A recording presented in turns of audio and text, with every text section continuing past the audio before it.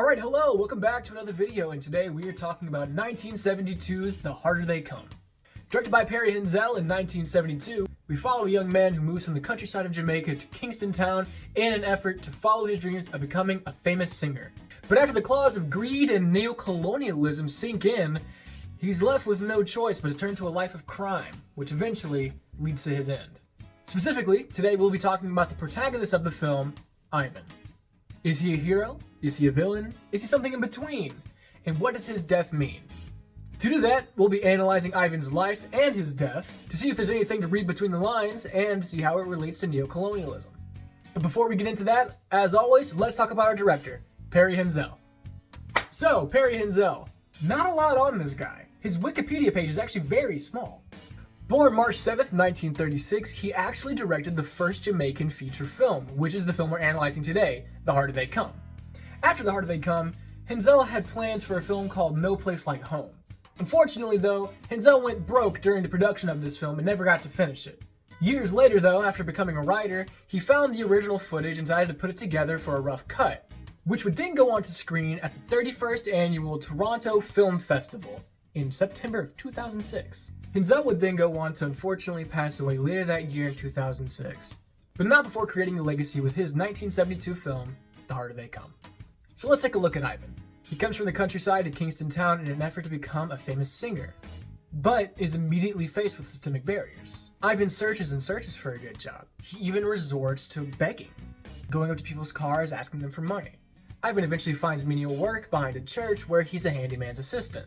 Here he is not paid well and is often mistreated, not only by the handyman he works under, but the pastor of the church as well. He then tries to follow his dream of becoming a singer, and after being screwed by the production company, he then turns to a life of crime, selling ganja. And I would argue to say that this life of crime is not a moral failure on Ivan's part, it's almost a structural inevitability. Ivan is a product of his environment. If it was up to Ivan, he would be making honest money with an honest living. But the people, the town, everything is stopping him. Ivan is not just a rebel. He's a product of a neo-colonialist environment that leaves no room for success. Sure, political independence exists, but economic power, economic freedom, does not. Now let's get to the end of the film, where Ivan meets his untimely demise. I think we're forced to ask ourselves, is Ivan's death revolutionary, inevitable, or is it meaningless? Sure, Ivan dies famous, a borderline martyr, but he's still, in the end, powerless. The system that turned him into this monster, or this rebel, is still untouched, it's unfazed. Nothing is better. Ivan's myth outlives him, but does it change anything? And the answer is no. And this tragic ending almost kind of begs the question, is this film hopeful? Or is this a warning? And as pessimistic as it might sound, I lead towards the latter. The film began with Ivan's struggle, and the film ended with Ivan's struggle. And what caused that struggle has no less of a stronghold on the community. So we're back to square one. Do I think Ivan's a hero? I wouldn't quite say that. But at the same time, I also wouldn't quite call him a villain. I would say he's somewhere in between. Oftentimes, fighting a losing battle where the cards are stacked against you can turn you into someone you're not. Someone that people might call evil. But one has to wonder, is Ivan right to retaliate in such an angry and offensive way? And I don't think it's crazy to say yes.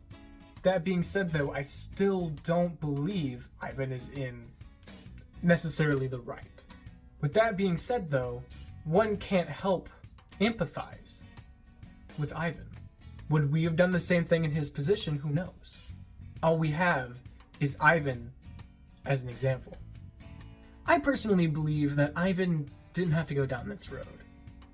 And when I say that, of course, I mean I don't believe Ivan had to do bad things, but what I really am trying to say is that I don't believe Ivan had to be put in this position by this system that doesn't care about him. It's unfair. It's unfair to Ivan. It's unfair to all the people of Jamaica. It's unfair to all the peoples who have been exploited by a more developed country. With that being said, I hope you enjoyed this analysis, and if you did, I will see you again next week.